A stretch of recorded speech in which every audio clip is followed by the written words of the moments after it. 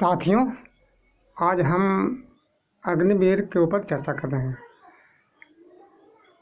जैसे कि आपको पता होगा कि 2 साल से सेना में कोई भर्ती नहीं हुआ, क्योंकि सरकार ने ये बताया था कि कोरोना की वजह से और कई अन्य कारण बाधित होने की वजह से कोई भर्ती नहीं हुआ। लेकिन उसकी सच्चाई आज सामने आ गई कि 2 साल के मंथन यही चल रहा था कि कैसे हम सेना के जवानों को ठेके पर भर्ती करें, और वो सच्चाई आज आपको 14 जून को आपके सामने आ गया है। वो प्रस्ताव आ गया है। इस प्रस्ताव में क्या है? सेना को जवानों को सिर्फ 4 साल की नौकरी होगी। इसमें 6 महीने की ट्रेनिंग होगी। पहले साल में आपको मिलेगा 21,000 रुपये और 9,000 रुपये आपको फंड के रूप में कट जाएंगे। दूसरे साल में मिलेंगे 23,000 रुपये, 10,000 रुपये फंड के रूप में कट जाएंगे। तीसरे साल में आपको मिलेंगे 25,000 रुपये और 11,000 रुपये फंड के रूप में कट जाएंगे। चौथे साल में मिलेंगे आपको 28,000 रुपये और 12,000 रुपये फंड के रूप में कट जाएंगे। और चौथे साल के बाद आपको रिटायरमेंट कर दिया जाएगा और आपको करीब 12.25 लाख रुपया एक मुश्त दे दिया जाएगा। उसके बाद ना तो कोई पेंशन, ना कोई मेडिकल सुविधा, ना कोई कैंटीन सुविधा, किसी तरह की कोई सुविधा नहीं। आपके भविष्य को अंधकारमय करके छोड़ दिया जाएगा। और इसी को नाम दिया गया है अग्निवीर योजना। पता नहीं कहाँ से ऐसे खुरफाती लोग हैं जो ऐसे हमारे युवकों को जो कि देश की आन शान, देश की सेना के शान हैं, उनको अग्निवीर नाम से बता रहे हैं उनके भविष्य को चौपट करके और उनको अग्निवीर की उपाधि दे रहे हैं। ये है हमारे जवान। मेरे दोस्तों, सिर्फ इसी की बात नहीं है। आपको यही पता होगा कि 1.5 साल से पहले आपको रेलवे में 1.5 लाख करीब वैकेंसी हुआ था। आज तक कोई भर्ती नहीं हुआ। इसके पीछे भी ये खिचड़ी पक रही है कि किस तरह से उसको ये अग्निवीर की तरह उसकी भर्ती भी इसी तरह से किया जाए ताकि ठेके पर भर्ती हो। इनकी जो है कि आपको ये बता दूं कि ये जो सरकार है, इनकी नीतियाँ भारत में नहीं बनती है। इनकी नीतियाँ बनती है अमेरिका में। और बनाने वाले में इनके नुमाइंदे कौन होते हैं? अडानी, अंबानी, टाटा, बिरला, ये बड़े बड़े पूंजीपति कॉर्पोरेट घराते होते हैं। ये सरकार इनके पैसे से चल रही है, इनके इशारे पर चल रही है और इनके लिए काम कर रही है, आपके लिए नहीं। आपके लिए तो बस यही है, आपको 6 महीने का ट्रेनिंग दे करके, और हमारे बोर्ड पर चीन और पाकिस्तान जैसे दुश्मन हैं जो कि बचपन से उनको ट्रेनिंग होता है सेना के में, और ऐसे लोगों के साथ आपको भेज दिया जाएगा शहीद होने के लिए। यदि आप शहीद हो गए तो आपको कुछ पेंशन मिलेगा। यदि आप 4 साल नौकरी कर लिए तो 4 साल के बाद आपको एक मुश्त 12 लाख रुपया दे करके और आपको छुट्टी कर दिया जाएगा। ये है भारतीय सेना। किस सेना में आप हैं? असम राइफल में हैं कि राजपूताना राइफल में हैं कि जाट रेजिमेंट में है? किस रेजिमेंट में हैं आप? जिनके बाप दादे परदादे जो शुरू से ही जो से कि सेना में आते रहे हैं, उनके बच्चे आज भी सेना में नौकरी करके देश के जज्बा को ऊंचा करना चाहते हैं। लेकिन ये सरकार जो है, ऐसी निकम्मी सरकार जो उस युवा के भविष्य को चौपट करने में लगी हुई है। सभी तरह के सरकारी नौकरियों को चौपट कर करके सब निजी क्षेत्रों में दिया जा रहा है। सरकार ने ये आप आज क्यों सुन रहे हो आप, जब सरकार ने साफ और स्पष्ट कर दिया है कि सरकार का काम कंपनी चलाना नहीं है, सरकार रेलवे नहीं चलाएगी, सरकार हॉस्पिटल नहीं चलाएगी, सरकार स्कूल नहीं चलाएगी, ये काम निजी क्षेत्रों का है। ये काम निजी क्षेत्र में दिया जाएगा। ये सरकार की, भाजपा सरकार की नीति है। तो ये यदि ये अग्निवीर योजना लागू किया है तो कोई बहुत बड़ी बात नहीं है। अगर रेलवे में भी ऐसी होगा, आगे सभी नौकरियाँ ऐसे ठेके पर ही होंगे, क्योंकि इनकी नीति बन रही है अमेरिका में, भारत में नहीं। बड़े बड़े कॉर्पोरेट घराने हैं, वो बना रहे हैं इनकी नीतियाँ। ठीक है, मानते हैं कि हमारे देश के अंदर में फंड की कमी है, तो फंड की कमी है तो उसका उपाय भी है। आपको पता हो कि हर महकमे में, हर डिपार्टमेंट के अंदर में लाखों पद खाली है। हॉस्पिटलों में कई जगह लाखों के लाखों पद खाली हैं। लेकिन भर्तियां सिर्फ इसलिए नहीं हो रही है कि उनको भर्ती करते हैं तो उनको अरबों रुपये वेतन कहाँ से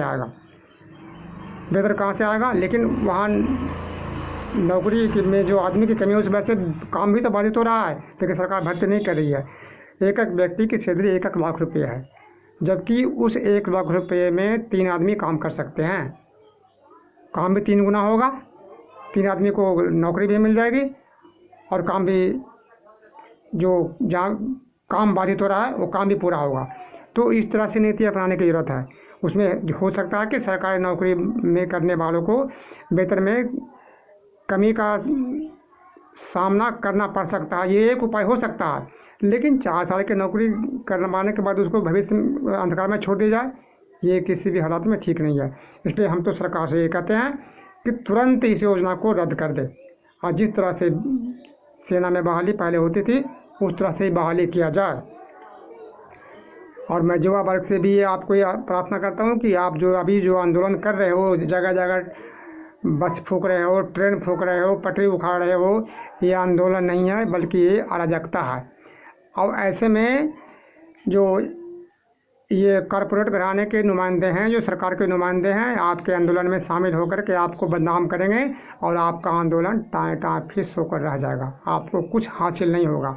इसलिए युवा वर्ग को मैं आवेदन करता हूँ कि आप जोश में होश मत खो, आप आंदोलन करो, संगठित हो, स्कूलों में, कॉलेजों में, इंस्टीट्यूटों में, सब जगह अपने विचारधारा को फैलाओ, सबको एकत्रित करो, जनता को भी एकत्रित करो, जनता तक भी ये विचार को फैलाओ कि ये सरकार क्या करने जा रही है, इससे सरकार को, इससे देश की जनता को क्या नुकसान होने वाला है, ये बातें आप पूरी स्कूल, कॉलेज, युवा वर्ग तक में फैलाओ। और मैं सभी पार्टियों से प्रार्थना करता हूँ कि आप अपने भेदभाव को छोड़ करके इन सरकार के नीतियों के खिलाफ, भाजपा सरकार के पूंजीवादी नीतियों के खिलाफ सभी एक मंच पर आ जाएं और इसकी नीतियों को, ऐसे पूंजीवाद समर्थक नीतियों की सरकार को उखाड़ फेंके। इससे पहले सरकार कांग्रेस की सरकार थी तो कांग्रेस ने कोई अलग नहीं, कांग्रेस ने जो काम कांग्रेस ने किया था आज भाजपा सरकार भी वही काम कर रही है। फर्क सिर्फ इतना ही है, दोनों ही सांप्रदायिक पार्टियां हैं, एक किसी खास वर्ग का पक्ष लेता था तो दूसरा किसी खास वर्ग का पक्ष लेता, लेकिन दोनों ही पार्टियां सांप्रदायिक हैं, इसमें कोई संदेह नहीं है। इसलिए युवाओं, यदि आप अपने भविष्य को सुरक्षित चाहते हो, आप सुखमय देखना चाहते हो, देश की तरक्की चाहते हो, तो मैं युवाओं से भी आग्रह करता हूँ और मैं सभी तमाम पार्टियों से आग्रह करता हूँ, चाहे किसी भी पार्टी का हो, वो इसके लिए सिर्फ एक ही रास्ता है, वो रास्ता है समाजवाद। आप समाजवाद के रास्ते पे चलकर ही इस समस्या से छुटकारा पा सकते हो, दूसरा आपके पास कोई रास्ता नहीं है।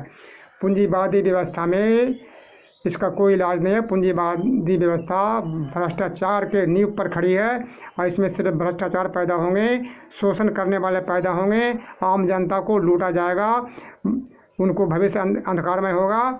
इसलिए सभी साथियों, आप समाजवाद के लिए आंदोलन करें, आपका समस्या का हल समाजवाद में है, इस सरकार में नहीं। आपको सरकार बदलने की ज़रूरत नहीं है बल्कि सरकारी व्यवस्था बदलने की ज़रूरत है। हमें सरकारी व्यवस्था बदलना है, ये पूंजीवादी व्यवस्था को बदलकर समाजवादी व्यवस्था लाना है। समाजवादी व्यवस्था के नाम सुनते ही कुछ लोगों को मुलायम सिंह की समाजवादी पार्टी याद आती है, लेकिन मैं आपको यहाँ ये बता दूँ कि मुलायम सिंह की पार्टी एक समाजवादी पार्टी नाम है, वो समाजवादी सिद्धांत पर नहीं चलती हैं। समाजवाद का मतलब ये होता है कि जिस प्रकार से मान लें कि आप परिवार है, संयुक्त परिवार होता है, उसमें एक परिवार में 5 भाई होते हैं, कोई ज़्यादा कमाता है, कोई कम कमाता है, कोई बीमार भी होता है, कोई नहीं कमाता है, कोई पढ़ने लिखने में रुचि रखता है, तो सारे लोग अपने मिलजुल के काम करते हैं। उसका घर का मुखिया होता है, सरदार होते हैं, सारे जो पैसे हैं उनको देते हैं। घर का जो मुखिया होता है सभी को समान रूप से निगरानी रखता है, वो किसी के साथ भेदभाव नहीं करता है। उसके लिए 5 बच्चे बराबर होते हैं, किसकी क्या ज़रूरत है उसका सुख सुविधा का ध्यान रखता है और उसके लिए काम करता है। ये हमारे समाज में, भारतीय समाज में शुरू से ही विद्यमान है, इसी का नाम है समाजवाद। ठीक इसको राष्ट्रीय, ये परिवार के अंदर है, यदि इसको राष्ट्रीय स्तर पर ले जाइए तो ये समाजवाद का रूप लेता है, समाजवादी सरकार का। इसलिए आप सभी समस्या का हल यदि चाहते हैं तो इसका उपाय एक ही है, समाजवाद के लिए संघर्ष करें और सभी को एक मंच पर लाएं। जो भी विरोधी पार्टियां हैं जो एक दूसरे को वो करती है, उन सब को मैं प्रार्थना करता हूं कि एक मंच पर आ जाएं और समाजवाद के ऊपर कैसे चला जाएगा इस पर मंथन करें और युवाओं को साथ में लेकर के और जो है समाजवाद के लिए लड़ें। आपको समस्या का हल सिर्फ समाजवाद में है, नहीं तो इस तरह से समस्या आती रहेगी। कभी किसान आंदोलन करेंगे तो कभी जाट आरक्षण के नाम पर, तो कभी गुर्जर आरक्षण के नाम पर, तो कभी दलित के नाम पर, तो कोई महादलित के नाम पर, तो कभी स्त्रियों के आरक्षण के नाम पर आपको वर्ग, जाति, वर्ग, धर्म, संप्रदाय में आपको डराया जाएगा और आपको बेवकूफ़ बनाया जाएगा। इसलिए इन सारी व्यवस्था को बदलने के लिए सिर्फ एक ही उपाय है, समाजवाद।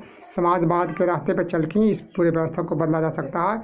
इसलिए आप सशक्त आंदोलन करें, संगठित आंदोलन करें, और आंदोलन तब तक करें जब तक सरकार आपके सामने झुक ना जाए। ये आंदोलन हमें करना है, और आंदोलन करने से भी ये ढीठ सरकार आंदोलन करने से भी ठीक हटेगी नहीं, ये अपनी नीति वापस नहीं लेगी। इसलिए इनको जन जागरण करके, जन जागृति करके, जनता को, आम जनता को जगा कर इस सरकार को उखाड़ फेंकना है। हमें सरकार से मतलब नहीं है, सरकार से कोई उसे मतलब नहीं है, सरकार की नीति से मतलब है। सरकार की नीतियों से हमें नफरत है, सरकार से नहीं। जो सरकार समाजवाद के रास्ते पर चलती है, चाहे वो भाजपा की सरकार हो, चाहे कांग्रेस सरकार हो, वो ठीक है। जो समाजवाद के रास्ते पर नहीं चलता है, वो सरकार देश के हित में नहीं है, सिर्फ वो पूंजीपतियों के लिए ही काम करेगी, वो आपके लिए काम नहीं करेगी। इस बात को आप हमेशा नोट कर लो। अब आज के डेट में जो भी सरकार है, फिलहाल पूंजीपतियों के पैसे से चलने वाली सरकार है, और ये वही करे जैसे कि आज से 200-300 साल पहले जो सती प्रथा हुआ करता था ना, जो स्त्री को सती होना पड़ता था। यदि कोई स्त्री विरोध करती थी कि हम सती नहीं होंगे, तो पखंडी लोग होते हैं ना समाज के कुछ गुर्गे, वो जबरदस्ती उसको आग में झोंक देते थे, और ढोल मजीरा बजा करके सती माता के जय चिल्ला करके उसकी आवाज़ को बंद कर देते, चिल्लाने को, उसकी चिल्लाहट को बंद कर देते थे। वही काम सरकार जुबको के साथ कर रही है। आपको 4 साल की नौकरी दे करके और अग्निवीर नाम दे करके आपको आहुति दे रही है, आपको ज़िंदगी की, आपके भविष्य की आहुति दे रही है। इसलिए इसको हमें डट कर विरोध करना है, और सरकार को इस नीति का वापस लेने तक विरोध करना है, लेकिन अहिंसक तरीके से, अनुशासित होकर के। तोड़ फोड़ से काम नहीं चलेगा। जय हिंद।